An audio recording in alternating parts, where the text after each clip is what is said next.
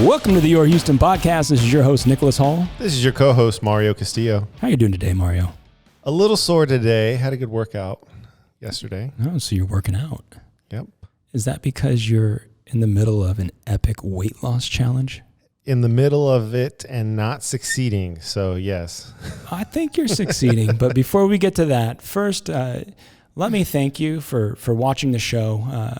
Our last video had over 3,000 views, which is a milestone for us. So thank you for watching us and for the feedback and the comments and for liking and subscribing. And if you're new to the show, please subscribe. Your Houston is a nonpartisan organization. It's a nonprofit that's really focused on the issues and trying to really improve the quality of life. And the way we've gone about doing that is using this digital format to keep people informed about what's going on in and around the city of Houston and to engage individuals to play an active role in making Houston better. So thank you.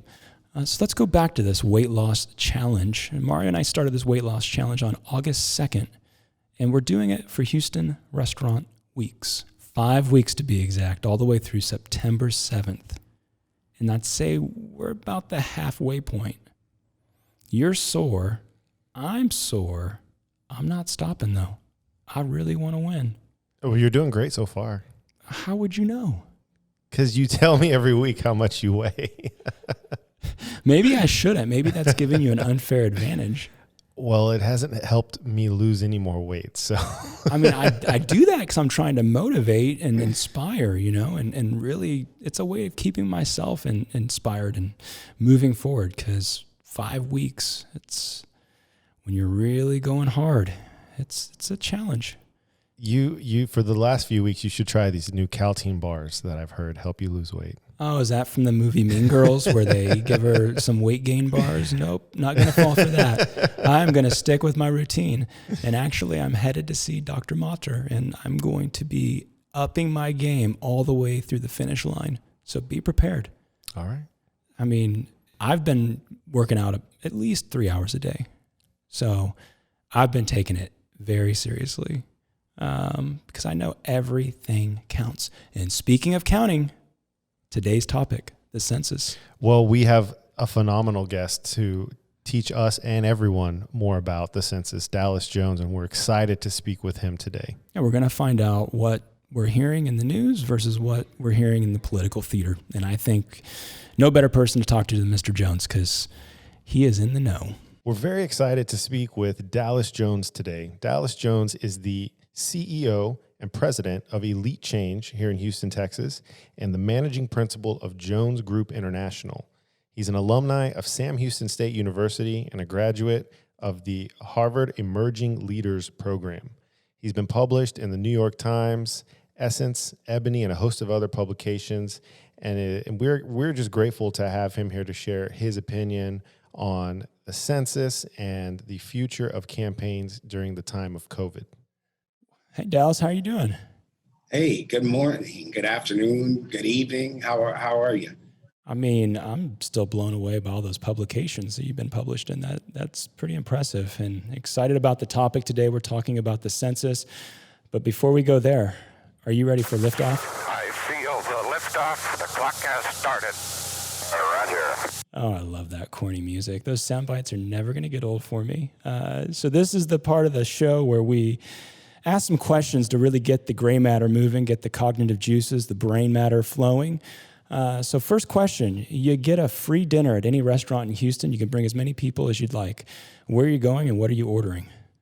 Well, that's actually happened to me, and I went to Steak 48. I would go back to Steak 48. We had a great time, and had their ribeye, their aged ribeye, which is amazing, and it was a good time had by all. But I actually have been in that scenario, and it was wonderful. That's a solid. It was a free meal for me and 20 of my friends. Hey, there you go. It's Houston Restaurant Weeks, so people out there, that's a good, solid option. Next question. You have a private jet filled with enough fuel to take you anywhere in the world. Where are you going? Ooh, now that's a good one. The private jet fuel to take me anywhere in the world. Yeah, you're safe from Kovitz, and you can go anywhere. And you say, I would probably go to, someplace, you wouldn't normally pay for yourself, like a Bora Bora or, French Polynesia or, someplace like that, That's a solid answer. Dr. Motter, I think she said the Maldives. Mm-hmm, So yeah. Something like that. I think that's like a COVID vacation, like to get away from everything. Yeah. I've been to quite a few other places, and I don't want to go. Look, if I've got a free jet, I don't want to go where I've already been. There you go. Hey, there we go. If you could transplant anything from another city and bring it to Houston, what would it be? Oof. Should I give my public or private answer on this? We take both. If I could transplant anything from another city and bring it here, what would it be? That is an amazing question. I would say I would transplant the beaches. Hey, instead of taking the jet there, just bring it to you. I would transplant the Florida beaches. If I had to transplant anything, though, I would say Miami. Period. Like the whole feel, okay. And Miami has never owed me nothing on any visits. I almost thought about Vegas until I realized I hate Vegas. Anytime you're going to Vegas, you're going to Vegas because somebody else made you go to Vegas, right? Yep. It's my bachelor party, go to Vegas. It's my wedding, go to Vegas. I've never been. It's a convention, go to Vegas, Yep. right? I've never actually been to Las Vegas because I'm like, oh my God, I want to go to Vegas. Because every time I leave there, Vegas, Miami, both. I would either or. So definitely Miami, though. Miami. All right, for sure. You're going to Miami. All right. So who would you rather have cook crawfish for you, Kamala Harris or Michelle Obama? Well, outside of me considering probably myself one of the best crawfish cooks in Houston, I would. That's such a hard choice for me, but I'll have to go with Michelle Obama, of course. Oh yeah, you can't go wrong either way. Yeah. I've met Kamala Harris. I've not met Michelle Obama. So, all righty, you know what you're getting there then. Yeah. So, if you could be any actor in real life, who would it be? Denzel.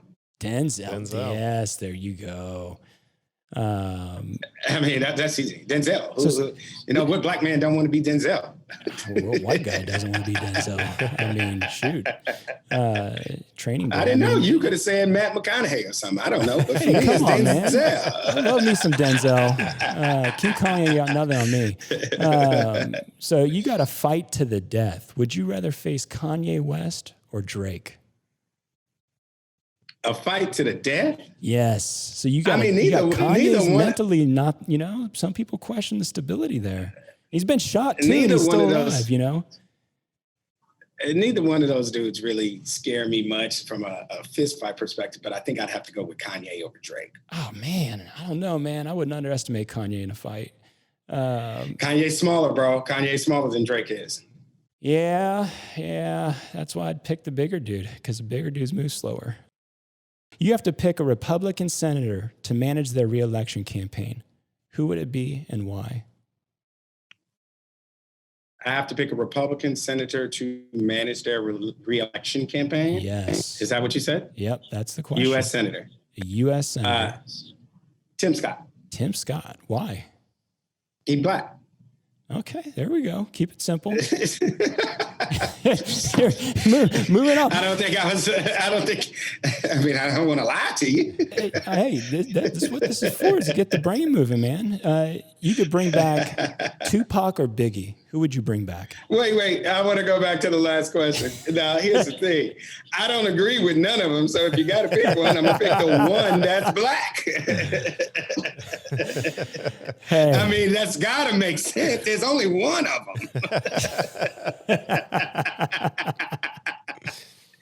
Maybe if it goes down, he might decide to save us. He might come to himself. Yeah, well, he might. Anyway, so Biggie or Tupac? Yeah, Biggie or Tupac? Who are you going to bring back? That's a hard one, but I'm gonna have to go with Pac. There we go. That's what I'm saying. I have to go with Pac. Next question. If you could give truth serum to anyone in history, who would it be and what would you ask them? Ooh, man, these questions. I don't think I was ready for this. I just came to talk about the census. Well, that's why we got to get your brain. I mean, we're getting everything going and flowing. Truth serum to anybody in history. My. I would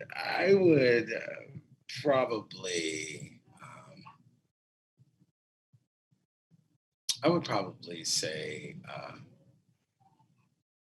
Dr. King. There you go. See? I would say Dr. King. What would you ask him? What were you thinking? That's good. It's like a learning, you're like learning and yeah. What were you thinking? Were you ever, well, I know the answer to were you ever afraid, but what kept you going? What drove you? There were a lot of rumors after your death. Were they true? There's a million questions. I could sit down and talk to him all day. I think the closest I will ever get to that was a conversation I was fortunate to have in college with Reverend James Lawson, who the world saw speak at John Lewis's funeral, who was Dr. King's teacher of the nonviolent movement. And got a chance to spend, he's in his 90s now, but back as an undergraduate student 20 years ago, I got a chance to sit down with Reverend Lawson and listen to him talk about a young Dr. King and what it was like to teach him and what the movement was like. That's the closest I've come to that. But to have lived a life that has commanded a statue on our national mall, I got to get into your head as a brother in politics. Yeah. I mean, he's made such a huge impact. That's a really good answer. All righty, there we go. The brain is ready to move and we're ready to talk census. Yes, we are. And thank you so much for being here, Dallas. You're so engaged at the local level and active in communities across the city. Can you give us the lay of the land with the 2020 census? There's COVID going on. People are not as engaged as they were, and maybe they're preoccupied with financial struggles or potential housing struggles or health struggles. Is this affecting the response rate or just the awareness around the census this year? Absolutely. I mean, COVID has changed every facet of our life. Now, the reality is that we have to be concerned whether or not we're going to get a complete count, or at least a close to complete count, because, some of the methods that the census is normally able to deploy, such as people going to houses and getting you to fill out the form and this, that's a huge part of it. I mean, census workers actually going door to door has always been a huge part of getting the census done. Now we're relying on technology where we have communities that have huge gaps in the digital divide. Right. We're seeing this as COVID affects our public education system, the number of students that don't have access to, the internet or computers, which is why our school districts are having to become, technology incubators for the students in order to move them through this process. And so is the truth with the census, right? Is that you have a large number of communities and populations that are not technology savvy. I think about my grandparents in rural Louisiana. They're in their 80s, 80-ish, and, they're in great health. They're active citizens. They would do their census. But let me ask you a question. Based on how we're doing the census now, based on how I did my census, how are they going to do their census, right? I did my census online. It was very easy. Bing, bang, boom. Took me like 5 minutes, right? They don't have internet, right? They don't have a computer. They don't know how to use a computer. They may or may not get it in their mailbox, right? They may or may not return it in their mailbox, right? But they're also at a very vulnerable age to where people cannot come to their house or come near them.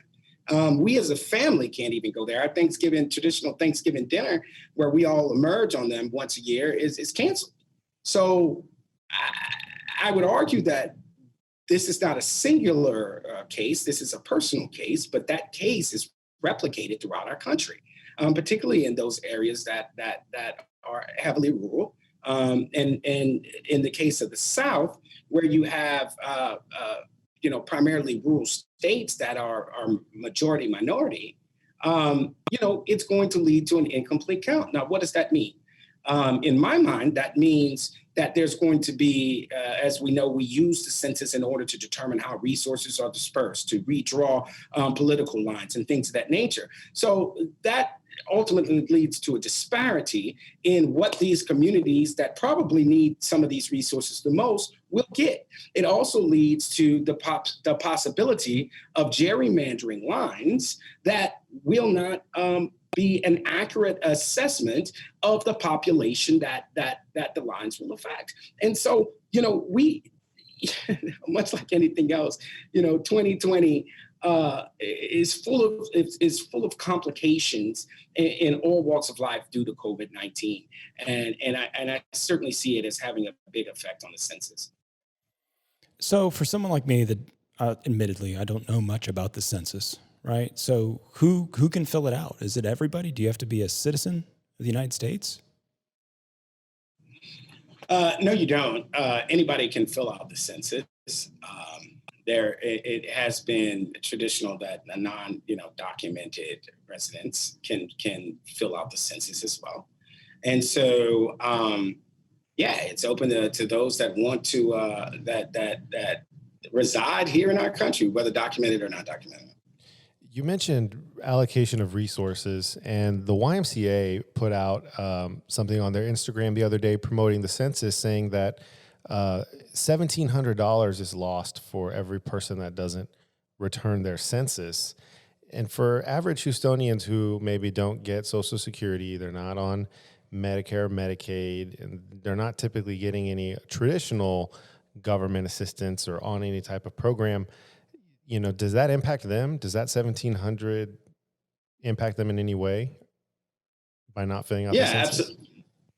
Absolutely. I mean, it is shared risk, right? And that's why there is such a push and so many resources going into getting everybody to fill out the census, because for every household, like you mentioned, there's a loss of dollars for every household that is not counted.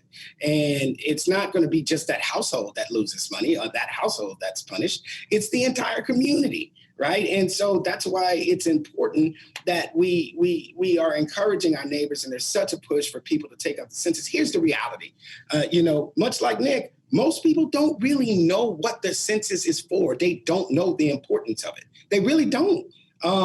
Think about it. I mean, this is something that happens once every 10 years. 10 years ago, I was 29 years old. I wasn't even married yet. I was I was transient. I was still trying to rise in my career. I didn't have a child. It was a totally different world for me 10 years ago. So the idea of filling out a census would have never been in the forefront of my mind. Who cares? Fill out a census for what, right? Fast forward, it was a thing I knew that I had to do because I had a child, I have a wife, I have, and I've since learned the realities of what not filling out the census can do. We live it every day when we look at some of the congressional lines and some of the state legislative lines that, frankly, has created, majorities for the Republican Party in this state. I know this is not necessarily a partisan conversation, but it's created majorities for the Republican Party in this state, which ultimately has dominated our public policy, over the last decade. And so, a change in the direction of that, a change in that policy can mean a change in the quality of life for many of us in this state. I didn't see it that way back then. And unfortunately, we're people that are in the know on this conversation.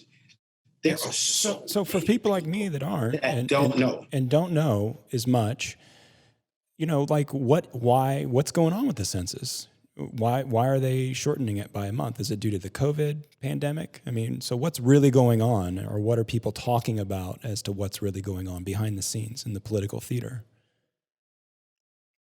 Man, look, first of all, I get it, but when I say people that are not in the know, I'm not talking about people like you because you're sitting here hosting my Houston show about the census, so right? I'm talking about the folks that are in some of the lowest income neighborhoods that the census could be the furthest thing from their mind, and they don't even know that it's going on. It washes by them, right? They're on the brothers and sisters on the corners, that's hanging out. They're not aware of this. But to answer your question directly about what's happening in terms of them shortening it and this and that. Look, what's happening in terms of them moving post office boxes. What's happening in terms of them, denying funding for the Postal Service. What's happening in terms of them, talking about our election is going to be rigged. Now, you can decipher through my words who they are, right? But at the end of the day, this is another opportunity to suppress people, making their family count in the census. This is an opportunity to help to cut the census off, to redraw legislative lines. The census is power. It is power. And the more you can control that power, the more you stay in power.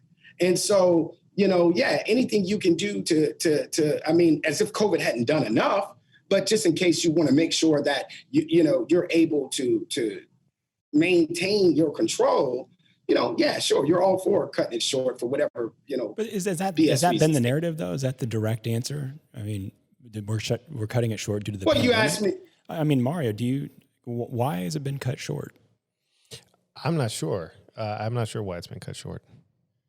So there's not been a straightforward, we're cutting it short due to the pandemic or lack of funding because if anything, it sounds like you'd want to extend it because everything else is being extended. Right? We're extending student loans. We're extending out times to file taxes.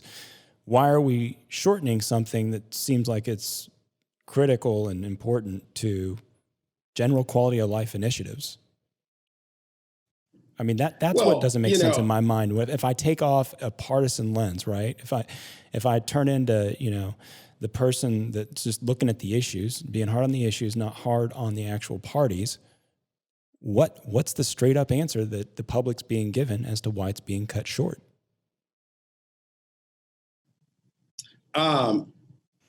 So I can't answer you outside of the answer that I gave, which is what I know.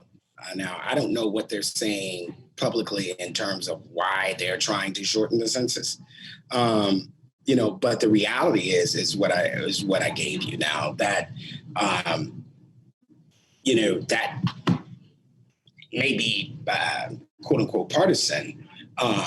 But to your point, I can't think of any other reason why you would shorten people's access to this most important document that they have to fill out. And let me say this to you, these are not new playbooks. These are not new things. I mean, these, for those folks that just kind of watch these things unfold, but don't actually participate in the political process as I do daily, right? I mean, this is not a run-of-the-mill effort. This is calculated. And so I don't know the answer they're giving as to why they're shortening the census. Maybe that's something you all can tell me. But I know why it's happening. I think the majority of the public knows why it's happening. I mean, I'm looking at this, August 21st, 2020 from PBS. It says, Watchdog says U.S. Census lacks door knockers needed for the 2020 count. And it's saying that they're short by more than 25%. And by the U.S. Census Bureau is short by more than 25% of the door knockers needed for the 2020 census. I mean, 25% seems like it's not exact, right? That doesn't sound exact. So it definitely sounds like this is somewhat of a story that's just to get attention regarding the matter. But for me, again, that does not necessarily affiliate with a party, that just focuses on issues, it flies in the face of conventional wisdom as to when we're extending everything due to a pandemic. Why is this being shortened? Why would you shorten this, and particularly shorten it because you have a shortage of workers? It would seem that you would extend out and allow the workers you have to work a longer period. I mean, it seems like common sense to me. But there's a lot of up and down about this. I mean, the census falls into the Department of Commerce. And so, the Commerce Secretary has made the call to shorten it, certainly under the direction of the White House, who's also tried to cut, undocumented immigrants from that as well. Congress is pushing back on this and calling, you have people that are calling for an independent review of the census to determine whether or not it was actually done in a quality way to honestly determine the count of citizens. And so, it's unfortunate. Look, it's unfortunate that this something so simple that we've done for years has become so political. It's unfortunate that something like public health and a global pandemic has become political. Everything in our country that is of importance to the quality of lives of us has just become hyper political. That's by both sides. For those that may know me or follow my career, I am a Democratic strategist. But, I think that both sides, we tend to, politicize issues that need not be politicized. But at the end of the day, it's when you have a position on something, it's kind of hard, particularly if it's something as important as the coronavirus, right? It's kind of hard to deter from that position when you honestly believe that you're doing the right thing. And so the census is something that should be so nonpartisan, Nick and crew. It should be so nonpartisan. It should be, pretty cut and dry. Let's count our citizens.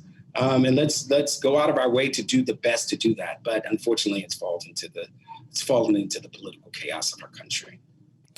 So given the significance and the importance of the census and the fact that workers are short and the timeline is being reduced, are there any efforts locally to do outreach, to go out and get folks that are hard to find or likely not to fill out the census to make up for the lack of resources from the federal level?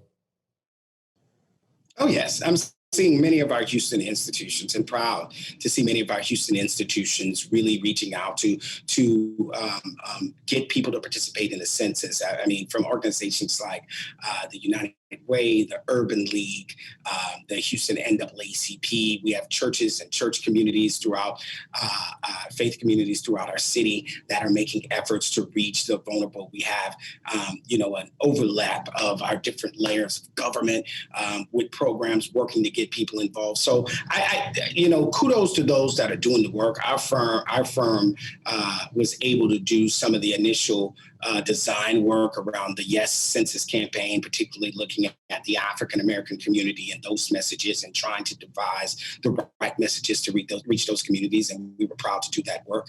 And so, it takes all of us, Houston to really make sure that H-Town represents, and that we get what's coming to us, and so, and it's really important for us. I mean, as we have two hurricanes, two storm systems looming in the Gulf right now, we're often affected by this. And so, a lot of how federal aid is put out by the population and the need. And so it's critical for all of these things. And, but yeah, I feel like everybody is putting their best foot forward to really make sure we're counted, including you guys by hosting this conversation and having me today. Yeah, I mean, that's why we're doing it, right? Is to really raise awareness on this issue because it's critical. I mean, we just talk about disaster recovery. Let's just talk about like education, right? And making sure, I mean, if you're going to allocate your resources as a country, you kind of need to know what your population is, where it's at, so that you can channel those resources in a very equitable way, if you will, if not efficiently, but equitable. And so that's for me when I hear and see, and I've seen all the great work that the city's been doing and everybody else has been working on, and kudos to you for working on the Yes campaign. But when I see anything get politicized, that little part of the Nick brain really goes towards why. Why is this politicized? This seems pretty straightforward. It seems like everybody would care about this. I mean, my family, I've got family members that are Democratic. I've got family members that are Republican. They're all worried about coronavirus, right? They're worried about everything else. But at the end of the day, what you do with the census impacts future crises, right? Because we will have future issues. We've already got issues without the crisis. We already have an education. We have a poverty issue. No one in the United States should be homeless involuntarily at all, period. So, thanks for taking the time, Dallas. I mean, it really, for me to understand the political reasons and rationale behind this, it's really important for people like me to hear. Well, you know what you're hearing? It's not conspiracy theory. It's what's going on. It's pretty straightforward.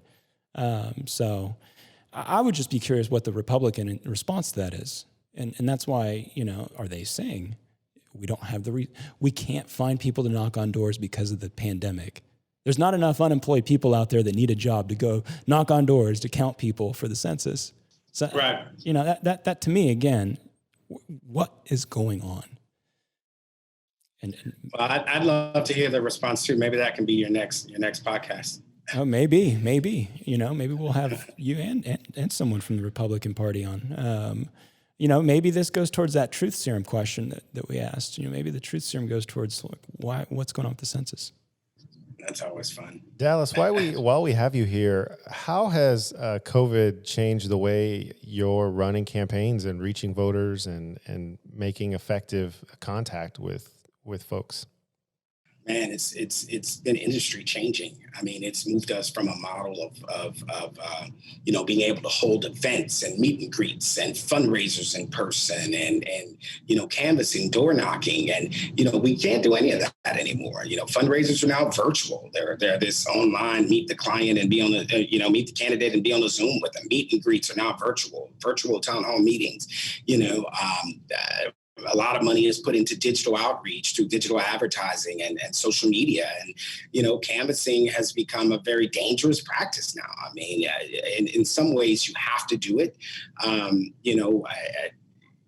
But as we're trying to understand this more, it's increasing the cost if you do it, because now you have to make sure that your canvassers are well protected. So that now adds the cost of personal protection equipment and things of that nature, right? And you have to make sure that the voter is protected as well. And so it's completely revolutionized how we do this work. I think there have been some good lessons learned in the course of COVID, of forcing us to kind of do some things we never thought about doing before, right? So you can learn from that as well. And then I think it also it also makes us kind of recreate ourselves and get really creative. And in some ways that's good, because we've gotten very traditional in how we do campaigns. And so, there's some discovery that's happening. Do you see this being a long-term lasting change? Some industries are saying we're not going to go back to the way things were before COVID. Is that the case here? Not. I mean, who knows the future? Well, some companies and industries are already saying. Yeah, but they have tentative plans to return back to the office by 2021. You kind of broke up on me there, but the question, Dallas, so he was asking, what's the future hold? Is this paradigm shift in the digital? You're breaking up on me there, but I don't see us staying this way. I'm going to go back one. So what you were saying about the paradigm shift with the digital technology and outreach and being able to actually, you can't shake hands and do the traditional means. Isn't that the same argument the Republican Party could give as to why the census and they're running into issues is because people don't want to knock on doors and they don't have the PPE? I mean, they've had 10 years, tentatively 9 years to plan for this. Is COVID, I mean, is that the devil's advocate argument? Is that COVID was kind of like the outlier incident? I'm not understanding you guys. All right, you got bad connection? You good now? Sounds like there's some. Yeah, I did, but Well, we're just going to jump to the next round. So this is it, and then we'll let you go, all right? You ready? Okay. So that's all been great commentary. I think I've learned a lot. I think now I can no longer say I don't really know much about this issue. You guys have taught me a lot. But really, it wouldn't be right if we didn't end with Okay, Houston, we've had a problem here. This is Houston. Say again, please. Houston, we've had a problem. Oh, do we ever? We have got a problem. And Dallas, have I got a question for you? This is the part of the show where I ask you a ridiculous question and give you an insanely little amount of time to answer it. As you know, the state and local leadership have a poor working relationship. As one of his first acts as a newly reelected president, Trump appoints you, Dallas, to a special position to fix this problem. You have the full backing of the federal government, including unlimited financial powers, to ensure that your advice is followed. What are the first 3 things you do to get Governor Abbott and Mayor Turner working together? That's a great question. One, I don't know I'd ever accept such an appointment from. Well, you've got to. You've got to accept it.